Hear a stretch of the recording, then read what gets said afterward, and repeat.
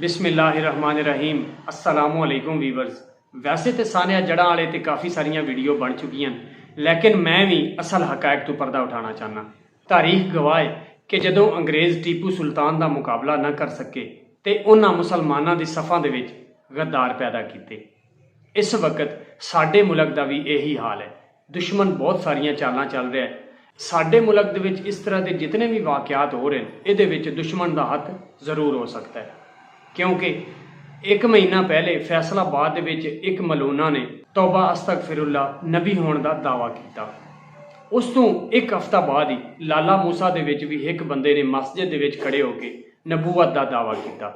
इस जड़ा वाले वाक़े दे विच भी कुछ ऐसे अनासर जरूर आन जिन्ना उस क्रिश्चियन नूं इस चीज़ से मजबूर किया कि तू मुसलमाना की पाक किताब की बेहुरमती कर।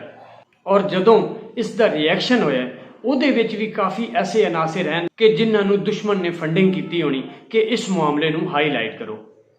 तुसी वेखो कि भारत दे विच कितने मामलात होंदे ने, कितनी वारी मुसलमानों के खिलाफ बहुत सारिया साजिशां कीतियां जांदियां ने जिहदे विच मुसलमानों दीयां पूरियां पूरियां बस्तियां जला दित्तियां जांदियां ने और मीडिया ते कोई खबर नहीं आउंदी। इस मामले नूं भी हाईलाइट करने वास्ते दुश्मन ने बहुत बड़ी चाल चली है। दुश्मन जदों आके साडे नाल बार्डर ते मुकाबला नहीं कर सकता तो उस साडे दे विच गद्दार पैदा कर दिते हैं। और असां उन्हां अनासर नूं लभना कि साडे मुआशरे दे विच किहड़े-किहड़े ऐसे अनासर हैं जिहड़े इस तरह के वाकयात करन दे विच मुलविस हैं। वो साडे मसीही भाई ने उन्हां दी इबादत गाहां नूं जलाना और उन्हां दे घरां नूं भी नज़रे आतिश करना बहुत बुरी चीज़ है।